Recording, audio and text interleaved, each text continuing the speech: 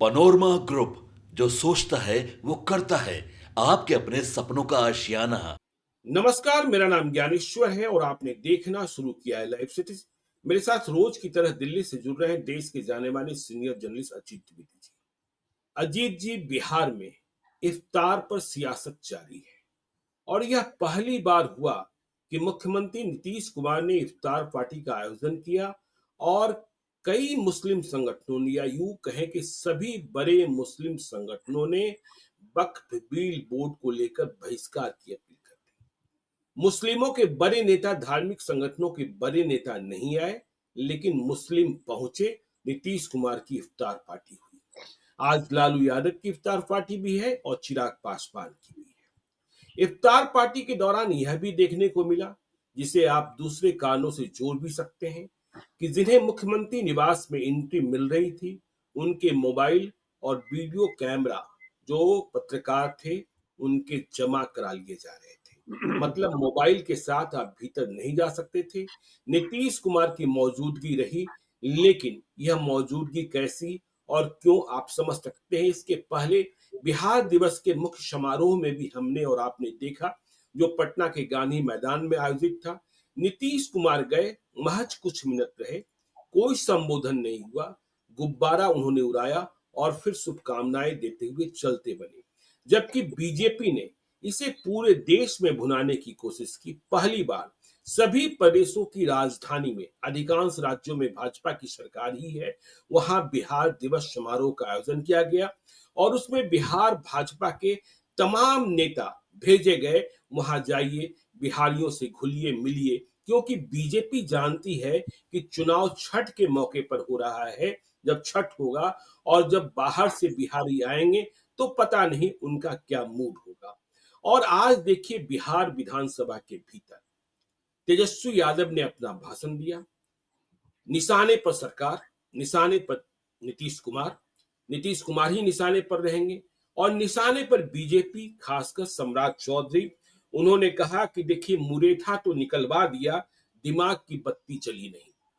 बिहार में अखबारों का रंग लाल है, लेकिन सरकार का मुंह काला है। तो इसके बाद सम्राट चौधरी ने, देखिए, सम्राट चौधरी ने जब भाषण शुरू किया तो नीतीश कुमार नहीं थे विधानसभा के भीतर। लेकिन जब नीतीश कुमार को यह लग गया कि सम्राट चौधरी अच्छे तरीके से धुलाई कर रहे हैं तेजस्वी यादव की, तो वह मुस्कुराते हुए चले आए। सम्राट चौधरी ने तेजस्वी यादव को कहा, अरे तुम क्या बोलोगे, आप क्या बोलेंगे। आप जब खत्म हो रहे थे 2010 में, आरजेडी समाप्त हो रहा था, तब भी मैं जीता। और यादवों की बात करते हो, जात की बात करते हो, जाकर आरएसएस के भवन में देखो, वहां यादव भवन भी बना हुआ है। मतलब सर्व जाति और सर्वधर्म। तो हम यह भी कह सकते हैं कि देखिए, भविष्य के जो मुख्यमंत्री पद के दो सशक्त दावेदार हैं नीतीश कुमार के बाद, तेजस्वी यादव इंडिया ब्लॉक की ओर से और सम्राट चौधरी एनडीए की ओर से, इनके बीच आज जोरदार भिड़ंत हुई। एक घटनाक्रम और है, कल मोतिहारी में लालू यादव थे। उन्होंने कांग्रेस की फिक्र नहीं की, इस बात की कतई चिंता नहीं की कि कांग्रेस का मिजाज क्या है, कांग्रेस के तेवर क्या है, क्यों कांग्रेस के नए प्रभारी कृष्णा अल्लाबरू नहीं मिलने आए, क्यों अखिलेश प्रसाद सिंह की छुट्टी की गई, क्यों राजेश राम बनाए गए। लेकिन मोतिहारी में लालू यादव ने कह दिया, कोई माई का लाल नहीं है जो तेजस्वी यादव को मुख्यमंत्री बनने से रोक सकता है। ठीक है, तो इस पर कांग्रेस नेताओं ने चुप्पी साध ली है। राजनीति समझ ही रहे, रणनीति समझ ही रहे, प्रवक्ता कह रहे हैं कि मैं कुछ कह नहीं सकता, बड़े नेताओं से बोल लीजिए। अब देखिए, जब कांग्रेस आंख दिखा रही है तो बोलने की हिम्मत किसकी होगी, यह समझ सकते हैं। कल वहां प्रभार का आदान प्रदान हो गया। अखिलेश सिंह गए थे सराकत आश्रम और उन्होंने राजेश राम को प्रभार नए अध्यक्ष के रूप में सौंप दिया। तो यह बिहार की राजनीति है, बिहार में दंगल है और दंगल में मंगल किसका होगा, इसकी चर्चा आज प्रारंभ करते हैं। अजीत जी, देखिए ज्ञानेश्वर जी, हम लोग इन दोनों बातों को मिला करके देखें। पहले तो जो लालू प्रसाद ने मोतिहारी में कही, वो कॉमरेड यमुना यादव की उस पर गए थे, उनके जयंती से जुड़े कार्यक्रम में, या बिल्कुल सीपीआई के विधायक थे यमुना यादव, जिनके बेटे अभी जिला अध्यक्ष हैं वहां से, मनोज यादव, तो उनसे मनोज उनसे यादव जुड़े बिल्कुल कार्यक्रम में, कल्याणपुर के विधायक भी है ना। कल्याणपुर के विधायक हैं और वहां से जिला अध्यक्ष जी, हैं पूर्वी चंपारण के, तो उनसे हुँ, जुड़े कार्यक्रम में गए थे कोटवा में, उन्होंने संबोधित किया आर्य राजगीर, मतलब उनका एक कार्यक्रम हुआ, काफी उनकी सक्रियता दिखी, लालू यादव की राजनीतिक सक्रियता बिल्कुल, दिखी, हाँ, और उन्होंने कहा कि कोई माई का लाल तेजस्वी यादव को नहीं रोक सकता है मुख्यमंत्री बिल्कुल, बनने से। हुँ, इस बात को हम लोग जो विधानसभा में आज हुआ, जिस तेवर में तेजस्वी यादव ने अटैक किया सरकार को और जो सवाल उठाए, उन दोनों को मिला करके देखें, और जो फिर जी, उसके बाद सम्राट चौधरी ने जवाब दिया। हुँ, देखिए, लालू यादव ने जो कहा, तेजस्वी यादव के तेवर हम लोग विधानसभा में देखते रहे हैं। लालू बिल्कुल, यादव अरसे बाद इस तरह की राजनीति करने निकले कि वो किसी जी, दूसरे किसी ऐसे इतर कार्यक्रम में गए और वहां उन्होंने राजनीति की बात की। इसका हुँ, सीधा जो मकसद था लालू यादव के ये कहने का, इतना खूंटा ठोक के अंदाज में जो होता है कहना कि हुँ, तेजस्वी को कोई माई का लाल नहीं रोक सकता है, उसका मतलब ये था कि चुनाव ये बनाना है कि इस लाइन पर ले जाना है कि तेजस्वी को मुख्यमंत्री बनाना है या नहीं बनाना है। लड़ाई बिल्कुल, ये हो बिल्कुल। कि तेजस्वी को मुख्यमंत्री बनाना है, और दूसरा पक्ष लड़े कि तेजस्वी को मुख्यमंत्री बनने से रोकना है। लालू ये यादव के लड़ाई, कहने का असर तो ये भी हुआ अजीत जी, कोई माई का लाल नहीं है जो नीतीश कुमार को मुख्यमंत्री पद पर बने हाँ, ये रहने है, दे सकता है। ये बिल्कुल है, जी, ये बिल्कुल। बिल्कुल है, और उन्होंने ये मान लिया, ये संदेश दे दिया है कि देखिए, उन्होंने अपनी कॉन्स्टिट्यूएंसी को एड्रेस किया है ज्ञानेश्वर जी, जो जी, ओबीसी कॉन्स्टिट्यूएंसी है, जो पिछड़ा है, जो एमबीसी कॉन्स्टिट्यूएंसी है, जो दलित है, मुसलमान है, वंचित है, मतलब जिसकी राजनीति लालू यादव और नीतीश कुमार ने मिलकर की है, उस बिल्कुल। कॉन्स्टिट्यूएंसी को उन्होंने एड्रेस किया कि देखो, नीतीश अब मुख्यमंत्री नहीं बनने वाले हैं। हुँ, अब मुख्यमंत्री बनना है तेजस्वी यादव को, तो जी, उनको उनको मुख्यमंत्री बनाना है, कोई माई का हुँ, लाल नहीं रोक सकता है। ये चुनौती वो भारतीय जनता पार्टी और राष्ट्रीय स्वयंसेवक संघ को दे रहे थे, आरएसएस और भारतीय बिल्कुल। जनता पार्टी को ये चुनौती दे रहे थे कि वो जी, लोग तेजस्वी को मुख्यमंत्री बनने से नहीं रोक सकते हैं। उनको हुँ, पता है कि नीतीश कुमार अब नहीं मुख्यमंत्री बनने वाले हैं, ऐसा उन्होंने ये संदेश देना समझ चाहा है गया। कि जी, नीतीश बिल्कुल। नहीं बनने जा रहे हैं, तो अब तेजस्वी को बनाओ। ये जी, लड़ाई उस दिशा में ले जाना चाह रहे हैं। देखिए, बिना नीतीश कुमार की ये लड़ाई कितनी कामयाब होगी, ये हम लोग अभी नहीं कह सकते हैं। हुँ, लेकिन आपको ध्यान होगा, 2015 में लड़ाई इसी लाइन पर गई थी कि हुँ, ओबीसी आरक्षण वर्सेज आरएसएस बिल्कुल, बीजेपी। तो बिल्कुल। उस समय भी आरएसएस बीजेपी को टारगेट करके और नीतीश कुमार और लालू यादव दोनों लोग चुनाव लड़े। अब जी, नीतीश कुमार तो उनके साथ हैं, लालू हुँ, यादव वही टारगेट कर रहे हैं, उसी कॉन्स्टिट्यूएंसी को एड्रेस कर रहे हैं, वही मुद्दा बना रहे हैं। तो हुँ, उन्होंने अब एक मैसेज बनवा दिया, अब चुनाव का सारा कैंपेन इसके इर्द-गिर्द रहेगा कि तेजस्वी यादव को मुख्यमंत्री बनाना है। या बिल्कुल। और दूसरे पक्ष से होगा कि तेजस्वी यादव को मुख्यमंत्री नहीं बनने देना है। देखिए, दूसरे पक्ष से अगर कोई चेहरा नहीं आता है मुख्यमंत्री बनाने के लिए, ज्ञानेश्वर जी, हम फिर आज कह रहे हुँ, हैं, हुँ, तो फिर तेजस्वी यादव को एडवांटेज हो जाएगा। जी, क्योंकि दूसरी तरफ से आप क्या कहेंगे? लालू यादव हुँ, तो कहेंगे कि तेजस्वी को मुख्यमंत्री बनाने के लिए वोट दीजिए। आप क्या बिल्कुल। कहेंगे? आप तो यही हुँ, कहेंगे ना कि तेजस्वी को रोकने के लिए वोट दीजिए। हुँ, क्योंकि आपके पास ये कहने के लिए नहीं होगा कि हमारी तरफ से किसको बनाने के लिए वोट करिए। हुँ, मतलब ये स्थिति हो जाएगी कि एनडीए पॉजिटिव नोट पर वोट नहीं मांगेगा। हुँ, आप पॉजिटिव वोट नहीं चाहेंगे कि आप हमको, हमारे किसी व्यक्ति को, अमुक व्यक्ति को मुख्यमंत्री बनाने के लिए वोट दीजिए, ये आप नहीं कहेंगे। आप जी, कहेंगे कि तेजस्वी को रोकने के लिए वोट दीजिए। तो बिल्कुल। ये फर्क आ जाएगा, और ये फर्क कल लालू यादव ने एक तो स्टैब्लिश कर दिया। नहीं, अब एक अब बात आपने और देखिए कई दिनों पहले कही थी, जो यह बात अब चरितार्थ भी हो रही है कि देखिए आरजेडी में तैयारी है कि लालू यादव को कैद रखकर नहीं, हाँ, नहीं, लालू यादव को खुले में रखकर चुनाव लड़ हाँ, लेंगे, चाहे परिणाम जो होगा। हाँ। तो ये इसलिए जी, उस दिन भी हम लोगों ने इस पर पूरी डिटेल चर्चा की थी, जब भारत रत्न की बिल्कुल। मांग की थी तेजस्वी यादव ने लालू यादव के लिए। हुँ, तो इसलिए की थी क्योंकि अब नीतीश कुमार नहीं है सीन में, नीतीश कुमार नहीं हुँ, लड़ेंगे अब। नीतीश कुमार, हुँ, अगर बीजेपी उनको मुख्यमंत्री बनाए रखती भी है, तब भी हुँ, यही कहा जाएगा कि उनके नेतृत्व में लड़ रहे हैं, वो मुख्यमंत्री होंगे, ये नहीं कहा जाएगा। तो बिल्कुल। अब जब वो मुख्यमंत्री नहीं होंगे और लालू यादव भी मुख्यमंत्री नहीं होंगे, तो हुँ, उनकी धारा का कौन नेता मुख्यमंत्री होगा? वो जिस कॉन्स्टिट्यूएंसी के लीडर है, उसका कौन नेता मुख्यमंत्री होगा? तो हुँ, तेजस्वी यादव होंगे। लालू जी, यादव को इसलिए आगे किया जा रहा है कि लालू यादव का जो योगदान है, वो दलितों, पिछड़ों, वंचितों में, जो वो कहते थे, जो आपने आपने कई लोगों के हवाले से कहा कि वो पहले गरीबों के नेता थे, फिर हाँ, पिछड़ों के हुए, फिर यादव फिर हाँ, मुसलमान के हुए। जानबूझ के बिल्कुल, अब बिल्कुल। उसको वो रिवाइव कर रहे हैं कि गरीबों के हुँ, नेता लालू यादव, अब वो भी नहीं बन सकते हैं, नीतीश कुमार भी नहीं बन सकते हैं, तो अब तेजस्वी को बनाइए।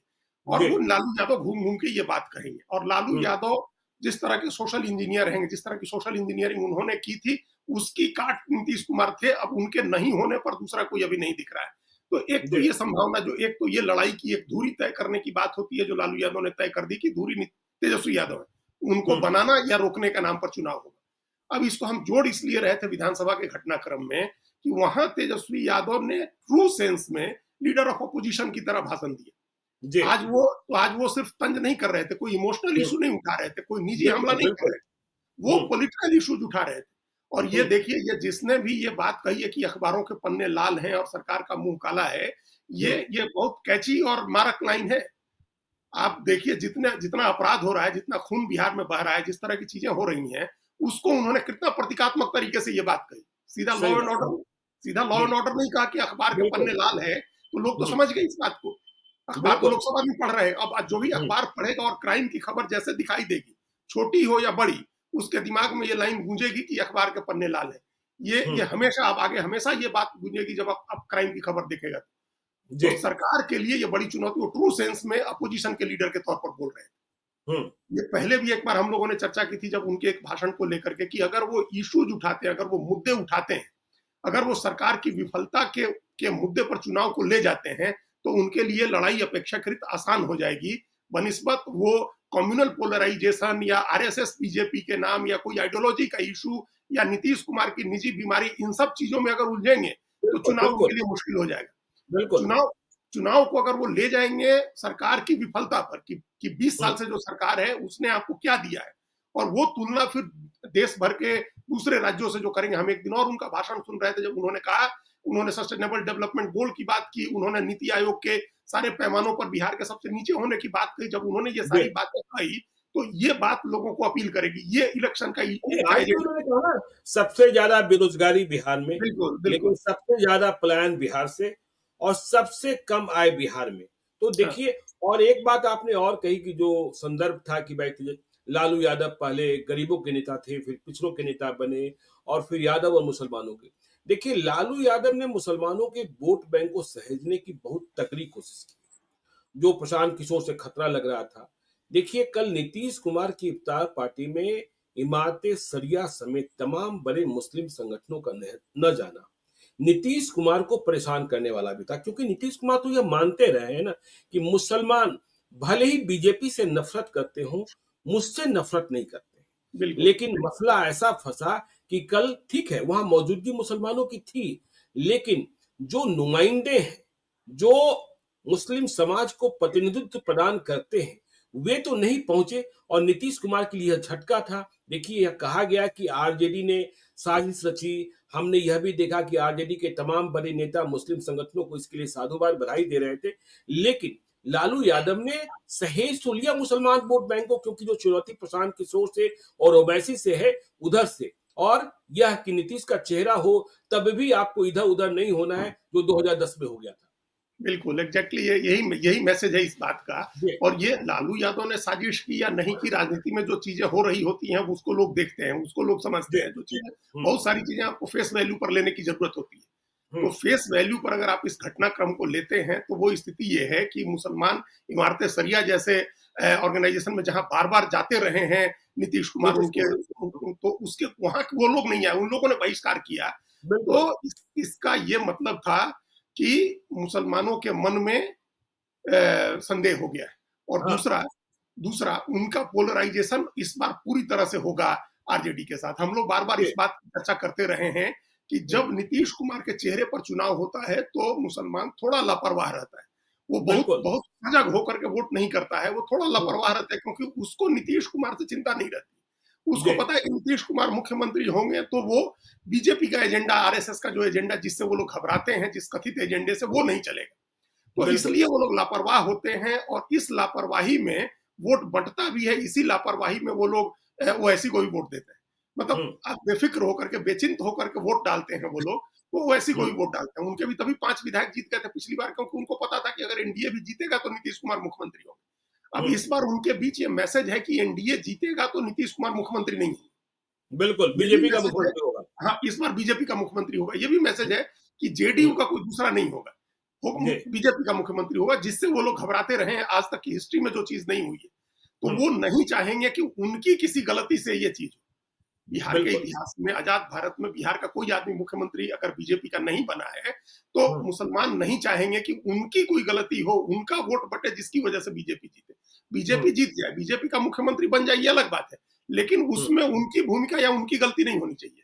बिल्कुल ये बिल्कुल पक्के तौर पर ये लोग सुनिश्चित करेंगे कि हम्म उनका वोट नहीं बटे। तो इस बार आप मान के चलिए कि ओवैसी के लिए भी बहुत संभावना नहीं है बिहार की राजनीति में, या किसी भी दूसरी पार्टी के लिए, अगर वो सिर्फ मुस्लिम कैंडिडेट उतार करके देना चाह रहा है।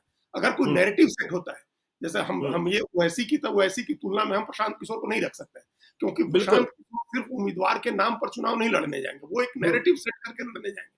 अगर ये नैरेटिव सेट हो जाता है कि सरकार विफल है, सरकार ने किसी कम्युनिटी के लिए काम नहीं किया है और बिहार के लोग बदलाव चाहते हैं, उस बदलाव में अगर बयार प्रशांत किशोर की तरफ बहती दिखती है, और हम लोग जैसा पहले चर्चा की है कि अगर फॉरवर्ड का वोट उनकी तरफ जाता दिखता है, तब हो सकता है कि इन मास मुसलमान उनकी तरफ जाए।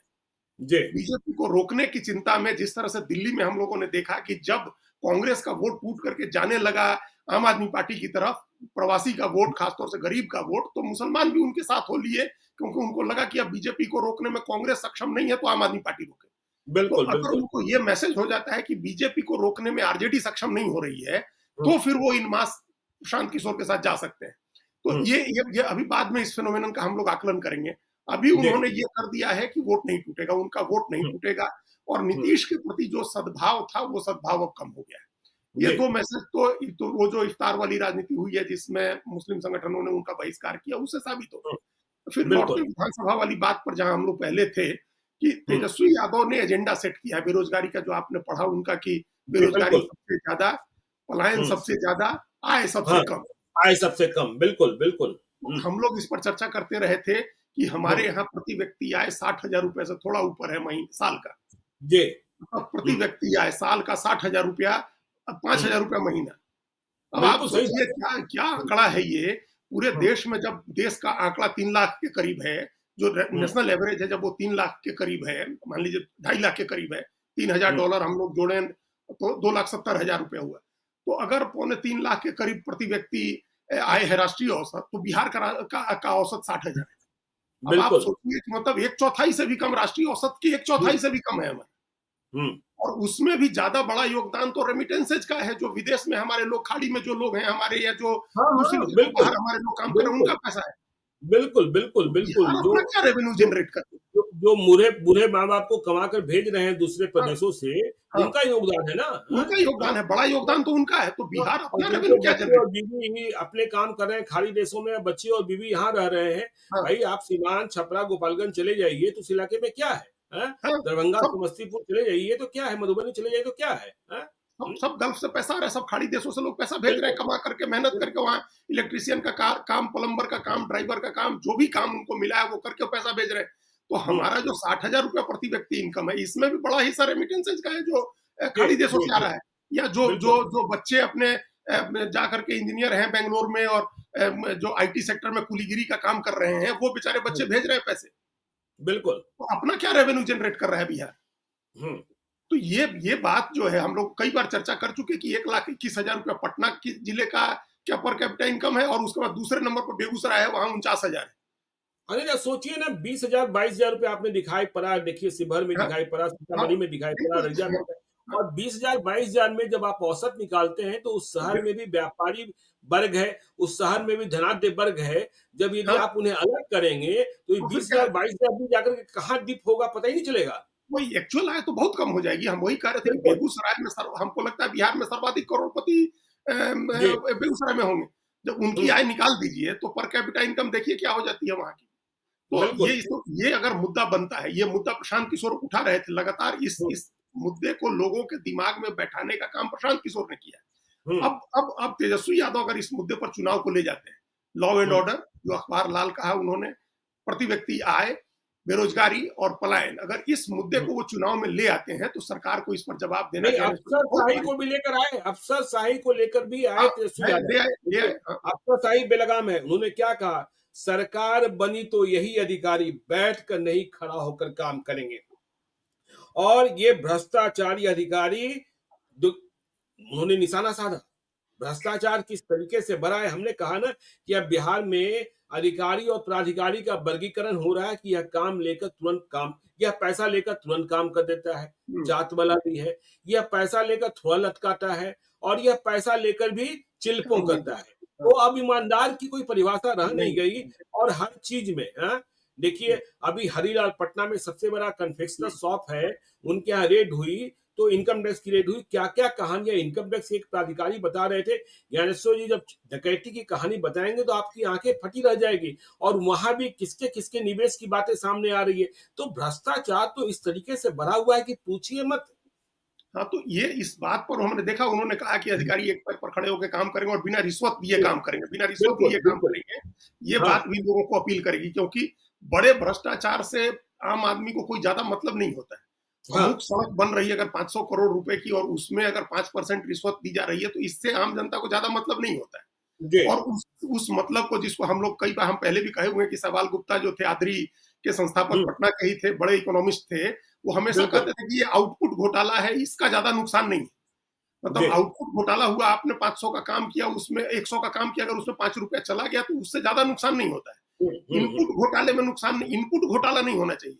वो हुँ। चारा घोटाले को इनपुट घोटाला कहते थे कि ये इनपुट घोटाला हुआ, पैसा आया तो वो पैसा पहले ही काम होने के पहले ही गायब हो गया वो बिल्कुल, पैसा। बिल्कुल, बिल्कुल। तो और देश के इनपुट इतिहास में प्रताप सिंह कैरो याद है ना, जब चंडीगढ़ का निर्माण हो रहा था तो उनसे ज्यादा भ्रष्टाचार का आरोप किस पर लगा था? इसके लेकिन ऊपर नहीं आज था। भी चंडीगढ़ के लोग फ़ख्र करते हैं कि चंडीगढ़ का फख्र कर रहे हैं, डेवलपमेंट कैसे ठीक हुआ? बात है। फख्र कर रहे हैं, और ये जितने भी बड़े प्रोजेक्ट्स हैं, बड़े जो विकसित राज्य हैं, महाराष्ट्र हो, तमिलनाडु हो, आंध्र प्रदेश, वहाँ ये सब चीजें नहीं होती हैं। वहाँ बिल्कुल, वहाँ टेंडर बिहार की तरह बिलो नहीं जाता है 20-20%।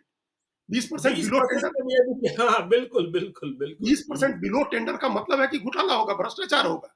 हाँ, उतने में आप भाई नहीं बना सकते। हाँ, 20 इसका मतलब या तो सरकार बेईमान है या हाँ, ठेकेदार बेईमान है। ठेकेदार बेईमान सरकार है। ने जब 20% नीचे जा रहा है तो इसका हाँ, मतलब आपने ओवर एस्टिमेट करके बनाया था, जो संभव हाँ, नहीं है। हाँ? हाँ, और जब 20% भाई बिलो जा रहा है, उसके बाद उसे रिश्वत भी देना है, उसे अपना हाँ, कमाई भी करनी है, तो हाँ, काम क्या हो रहा है? 40% काम हो रहा है, 60% बढ़ रहा है। सब वही हाँ? हो रहा है। तो हाँ, तब तो फिर पुल गिरेंगे ही गिरेंगे। तो इस तरह का ये इनपुट में घोटाला हो रहा है, आउटपुट जी, घोटाला हो, वो उससे लोगों को मतलब नहीं होता है। लोगों को मतलब बिल्कुल। लोकल भ्रष्टाचार से होता है। स्थानीय हुँ, स्तर पर जो भ्रष्टाचार होता है, जिसमें आपने कई बार बताया और सोशल मीडिया में आप लगातार लिखते रहे हैं, सीओ लोगों का, बीडीओ लोगों का, और एजुकेशन ऑफिसर जो डीओ लोग हैं उनका, और इन सब लोगों के तो कितने किस्से आपने लिखे। गजब तमाशा है। देखिए, रोज मेरे पास शिकायतें आती है, लेकिन एक मेरी आदत है, मैं सिविल डिस्प्यूट को नहीं समझता हूँ, तो इसलिए मैं उन मामलों में नहीं पड़ता हूँ। देखिए, मैं क्राइम को समझ लेता हूँ, लेकिन ये जमीन वाले झगड़े को नहीं समझ पाता हूँ। हुँ, हाथ जोड़ लेता हूँ लोगों से जो कहने को आते हैं, मैं कहता हूँ आप जाकर किसी वकील से समझो, क्योंकि एक पक्ष को सुनकर मैं फैसला नहीं कर सकता। लेकिन जो लोग पीड़ा लेकर आते हैं, वह राजस्व कर्मी से, अंचलाधिकारी से, डीसीएलआर से इतनी जबरदस्त पीड़ा होती है, और हर जगह डिमांड की बात होती है, हाँ, मत पूछिए। और जहां जहां महिला अंचलाधिकारी हैं, वहां एक और तमाशा चल रहा है।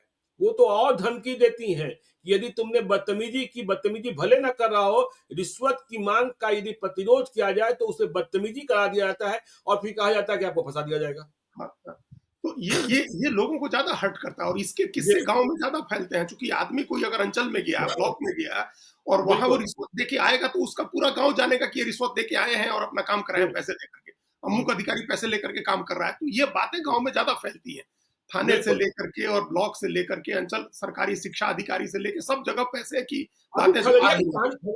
खगड़िया की कहानी हमने सुनाई ना, कि एक बिल्कुल। भले आदमी आशुतोष कुमार 13 मार्च की रात को घर जा रहे थे। अलौली के बहादुरपुर ओपी में पुलिस गाड़ी रोकती है तलाशी के लिए, कुछ नहीं मिलता है, तो उसमें शराब की बोतल रख दी जाती है। इसके बाद तस्वीर खींच ली जाती है, आशुतोष कुमार को जाकर हाजत में बंद कर दिया जाता है, और उसी रात को उन्हें हाजत से बाहर निकालकर बेगूसराय के बखरी में ले जाकर उनके एटीएम से 80,000 रुपए निकलवा लिया जाता है। और पुलिस की कार्रवाई क्या होती है? सिर्फ सस्पेंशन होती है। क्या ऐसे लोगों के खिलाफ, ऐसे पुलिस अधिकारियों के खिलाफ अपहरण का, डकैती का मुकदमा दर्ज कर उन्हें जेल में भीतर नहीं भेजा जाना चाहिए था? बिल्कुल भेजा जाना चाहिए, एकदम बिल्कुल ही भेजा जाना चाहिए, लेकिन एकदम बेलगाम है, चूंकि उनको पता है कि कोई कार्रवाई नहीं होनी है उनके ऊपर, ज्यादा से ज्यादा बिल्कुल। सस्पेंशन होगा, फिर बहाल हो हम्म, जाएंगे। तो ये जो लोकल लेवल का करप्शन है, वो आम आदमी को ज्यादा हर्ट करता है। तो तेजस्वी यादव ने ये भी उठाया, लोकल लेवल का करप्शन भी उठाया, और उस जी। पर उसको लोग ज्यादा ध्यान से सुनेंगे। तो बेरोजगारी की बात हो, लोकल लेवल के करप्शन की बात हो, पलायन की बात हो, कम इनकम की बात हो, अगर इन मुद्दों पर चुनाव को ले जाते हैं तेजस्वी यादव, तो ये एक ट्रू सेंस में अपोजिशन की पॉलिटिक्स होगी। एक तरफ उनका अपना चेहरा है, अपना उनका सामाजिक समीकरण है, और उसके ऊपर हम्म, से सरकार की विफलता के एजेंडे हैं। ये ले जाकर बिल्कुल। के अगर वो चुनाव लड़ते हैं, हम्म, अब इसी में उनका जो चेहरा प्रोजेक्ट हो रहा है विधानसभा में लगातार की डिबेट से, या लालू यादव जो जाकर के क्षेत्र में प्रोजेक्ट कर रहे हैं, उसके हम्म, चैलेंजर के रूप में, जैसा आपने शुरू में कहा, एनडीए की तरफ से सम्राट चौधरी उनका जवाब दे। हाँ हाँ, तो बिल्कुल तेजस्वी बनाम सम्राट चौधरी हुआ। और हाँ, हमने कहा कि पहले नीतीश कुमार नहीं थे जब सम्राट चौधरी ने बोलना शुरू किया, लेकिन जब उन्हें लग गया कि सम्राट चौधरी अच्छे से धुलाई कर रहे हैं तो अब मुस्कुराते हुए और आकर बगल में बैठ गए, और जितनी तेज बोल रहे थे सम्राट चौधरी उतने ही मजे ले रहे थे नीतीश कुमार। तो हाँ, आज तो बिल्कुल लड़ाई यह लगी कि भविष्य के दो मुख्यमंत्रियों के बीच की यह जंग लड़ाई है। हो रही। एक एक नेता बनेगा, एक नेता प्रतिपक्ष बनेगा। हाँ, तो ये इस लड़ाई में अगर जी अगर बीजेपी की तरफ से, एनडीए की तरफ से अघोषित नहीं रहते हैं, सम्राट चौधरी अगर घोषित होते हैं, देखिए जी, अघोषित रहेंगे तो आप उनके नाम पर वोट नहीं मांग सकते ना कि इनको बनाने के बिल्कुल। लिए दीजिए। फिर तो आप हम्म, यही कहेंगे कि तेजस्वी को रोकने के लिए दीजिए, लालू राबड़ी का राज वापस ना आए इसके लिए दीजिए। लेकिन जी जब आपका चेहरा होगा तो आप उस चेहरे पर वोट मांगेंगे कि ये सम्राट चौधरी के नाम पर हमको वोट दीजिए। जैसे हम्म, आज उन्होंने कहा, जो जवाब दिया सम्राट चौधरी ने हमको, ये बात आपने जब कहा, हमने जब हम लोग पहले बात कर रहे थे कि इस विषय पर बिल्कुल। करना है, उस समय तो उनका जवाब नहीं शुरू हुआ था। जी लेकिन आपने अभी बताया जो जवाब उनका हुआ है, जी, ये एक तो जवाब देना इतना जरूरी था तेजस्वी यादव को। आप ये जो इंटाइटलमेंट अपने अपने सर के ऊपर लेकर के घूमते हैं, अपने कंधे के ऊपर लेकर के घूमते हैं कि हम हम्म, बनाते हैं, हमारे पिताजी बनाते थे, हम बनाते थे। बिल्कुल ये जो बिल्कुल। आपका सेल्फ इम्पोर्टेंस है, जो आप अपने को लेकर के चलते हैं और ये हम्म, मान के चलते हैं कि आपने सबको बनाया या आपके पिताजी ने बनाया, इसका जवाब मिलना जरूरी है। आपके पिताजी को भी किसी ने बनाया था ना, ऐसे तो बन नहीं गए थे, बिल्कुल उनको बिल्कुल भी तो किसी बिल्कुल ने बनाया। तो आप ये जो बिल्कुल। इंटाइटलमेंट लेके दे चलते हैं, इसका जवाब दिया सम्राट चौधरी ने हम्म, कि हम तब जीते थे जब आपकी पार्टी फिनिश हो रही थी। उन्होंने हम्म, पता नहीं ये बात कही या नहीं कि जब आपकी माँ चुनाव हार गई थी हाँ राघोपुर हाँ, में। बिल्कुल जब बिल्कुल। जब जब राबड़ी देवी हार गई थी सतीश यादव से राघोपुर हम्म, सीट पर, तब सम्राट चौधरी चुनाव जीत करके आए थे विधानसभा में। हम्म। तो ऐसा तो है नहीं कि आपके पिताजी के नाम पर ही खाली जीत करके आए, फिर तो आपकी माताजी क्यों नहीं जीत गई? वो तो हम्म। अपने अपना अपनी भी कुछ ताकत है ना, अपना दम है, जिसके दम पर वो चुनाव जीत करके आए और इतने दिनों से राजनीति में टिके हुए हैं। और लड़ाई की तस्वीर क्या होगी अभी नहीं कह सकते हैं अजीत जी, लेकिन यह भी चर्चा बिहार में हो रही है कि तेजस्वी यादव इस बार दो विधानसभा क्षेत्रों से चुनाव लड़ सकते हैं, राघोपुर से और एक मिथिलांचल में फुलपरास या बिस्फी से। यह चर्चा सोशल मीडिया में वायरल हो रही है, हाँ, क्योंकि राघोपुर की लड़ाई करीब करीब स्पष्ट हो रही है कि नित्यानंद राय के भतीजे अरविंद राय, इस बार सतीश यादव नहीं, अरविंद राय जो नित्यानंद राय का सारा काम देखते हैं, वह वहां एलजेपी-आर के उम्मीदवार होंगे। तो बड़ी लड़ाई की तैयारी वहां एनडीए ने कर रखी है। हाँ, देखिए निश्चित रूप से बड़ी लड़ाई हो जाएगी, क्योंकि फिर जी अपना एलजेपी का भी असर है उस इलाके में। रामविलास पासवान बिल्कुल। के प्रति, हम्म, हर जाति हर वर्ग के लोगों के बीच में एक सद्भाव है रामविलास पासवान के प्रति। हम्म, उनकी जाति का वोट है जो एकमुश्त जाएगा। वो वोट एक ऐसा वोट है जो कहीं जी टूट के नहीं जाएगा, वो पूरी तरह हम्म। से एलजेपी के साथ रहेगा। तो ये और लड़ाई वहां आपने कठिन हो पिछले जाएगी। दो चुनावों में देखा होगा, हाँ, 2015 में और 2020 में, कि बैजनाथी सिंह के बेटे राकेश रोशन आ ही हम्म, जाते थे, और उनके चुनाव लड़ने से वह मूलतः लोजपा के हैं। देखिए हाँ, अभी तिरहुत विधान परिषद के चुनाव में वह निर्दलीय लड़ गए, लेकिन है मूल रूप से लोजपा के। लोजपा तो के उनके आने से परोक्ष रूप से तेजस्वी यादव को फायदा हो जाता था। पैदा हो तो जाएगा। यदि एलजेपी-आर का उम्मीदवार होगा, बीजेपी का उम्मीदवार नहीं होगा, तो राकेश रोशन भी नहीं आएंगे और इस बार लड़ाई आमने सामने की फंसेगी। आपने तो याद दिलाया कि 2010 में तेजस्वी राबड़ी देवी चुनाव हार चुकी है। हाँ, देखिए तेजस्वी यादव हारेंगे नहीं हारेंगे, तेजस्वी यादव जीत ही जाएंगे, हम यह कह रहे हैं, लेकिन लड़ाई तो दिलचस्प हो जाएगी। हाँ, लेकिन अगर उन्होंने दूसरी कॉन्स्टिट्यूएंसी चुन ली उन्होंने लड़ने के लिए, जी तब तो लड़ाई जी, और मुश्किल हो जाएगी उनके लिए, क्योंकि लड़ाई फिर और मुश्किल हो जाएगी। हाँ, हाँ, फिर ये तो कंफ्यूजन हो जाता है कि वहां तो जीत ही रहे हैं। जीत रहे हैं। हाँ, और फिर हाँ, अपोजिशन का हौसला बढ़ जाता है ना, अपोजिशन के वोटर्स जी का हौसला बढ़ जाता है, मनोबल बढ़ जाता है, वो लोग ज्यादा बड़ी संख्या में वोट डालने निकल जाते हैं। बिल्कुल तो और फिर बिल्कुल। प्रशांत किशोर की चुनौती है, अगर वो खुद तो नहीं हम्म, लड़ेंगे, हो सकता है राघोपुर नहीं लड़े, लेकिन उन्होंने अगर कहा है कि तो वो भी लड़ाई फंसाना चाहेंगे, अगर ये दोनों के बीच आमने सामने की लड़ाई में कुछ ऐसा इंतजाम कर सकते हैं कि तेजस्वी यादव चुनाव हार जाए। तो ये नहीं लड़ाई देखिए, उनकी। अब तो ऐसी तिक्रम हो रही है ना, 2020 की तस्वीर समझ में नहीं आ रही है अजीत जी। देखिए हरनौत नीतीश कुमार का गृह क्षेत्र, कुर्मियों का गढ़ है, लेकिन वहां करीब 90,000 दलित और महादलित हैं। और आपको बेलछी कांड याद होगा, दलित बनाम कुर्मी हुआ था। नहीं हुआ तो था। भाई इंडिया ब्लॉक भी कुर्मी को लड़ाता है और एनडीए भी कुर्मी को लड़ाता है, नीतीश कुमार का क्षेत्र है। प्रशांत किशोर के बारे में खबर आ रही है कि उन्होंने तैयारी कर रखी है, वहां दलित कोई मजबूत दलित उम्मीदवार है, उसे चुनाव लड़ेंगे। तो कहां कौन सा करबट होगा, कुछ कह ही नहीं सकते हैं। हाँ, नहीं, ये स्ट्रेटजी क्या है, हम लोगों ने कई जगह देखा ज्ञानेश्वर जी, अपने बिहार में भी देखा हम लोगों ने जी कि जनरल सीट से जब आप दलित लड़ाते हैं तो उसका एक अलग इम्पैक्ट होता है, उसका बिल्कुल। माहौल ही अलग हो जाता है चुनाव में। और आरजेडी ने किया था प्रयोग, वो नहीं सफल हुआ वहां, लेकिन हम लोगों ने देखा कि उत्तर प्रदेश में सफल हो गया। जो अवधेश प्रसाद जीत गए फैजाबाद की सीट, जो अयोध्या की सीट है, जो ट्रॉफी की तरह अवधेश प्रसाद घूमते रहे कि आपने दलित लड़ा है सुरक्षित सीट से। तो वो ये दलित लड़ाते हैं सुरक्षित सीट से अगर प्रशांत किशोर, तो उसका एक अलग ही मैसेज जाएगा, क्योंकि प्रशांत किशोर भी कास्ट के और कैंडिडेट के वोट को छोड़ दें तो वो भी एक सर्टेन वोट कैरी कर रहे हैं अपने साथ। उनका एक 10% का वोट आधार अपना बन गया जिसको वो कैरी कर रहे हैं। तो वो इस बार लड़ाई में सम्राट चौधरी ने जिस तरह जवाब दिया, तेजस्वी यादव की पोजिशनिंग हुई, इन दोनों की पोजिशनिंग हो रही है, ये बात तो अब लगभग तय हो गई है। और दूसरी तरफ नीतीश कुमार अपना सद्भाव गंवाते जा रहे हैं एक व्यापक समाज में। जैसे मुसलमानों के प्रति वोट भले न दे, एक सद्भाव था उनके प्रति, वो सद्भाव कम हुआ, वो इफ्तार पार्टी में दिख गया।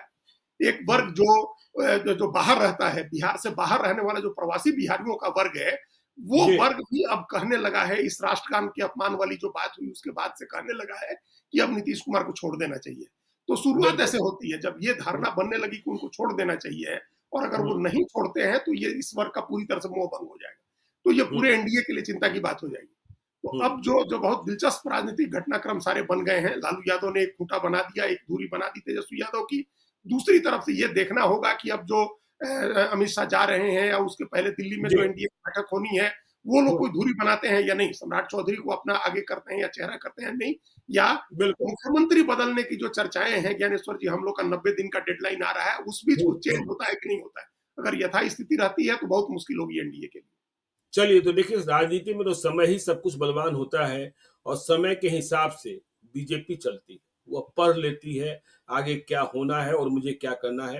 तो समय को बीजेपी कैसे पढ़ रही है, इसे भी हम लोग अगले कुछ दिनों में डिकोड कर देंगे। तो आप देखते रहिए लाइव सीरीज को। यदि अब तक आपने हमारे यूट्यूब चैनल लाइव सीरीज को सब्सक्राइब नहीं किया है तो जरूर कर लीजिएगा, और यदि इस वीडियो को आप फेसबुक पेज के माध्यम से पेज को लाइक कीजिएगा, हैंडल एक्स पर भी हमें फॉलो कीजिए। धन्यवाद।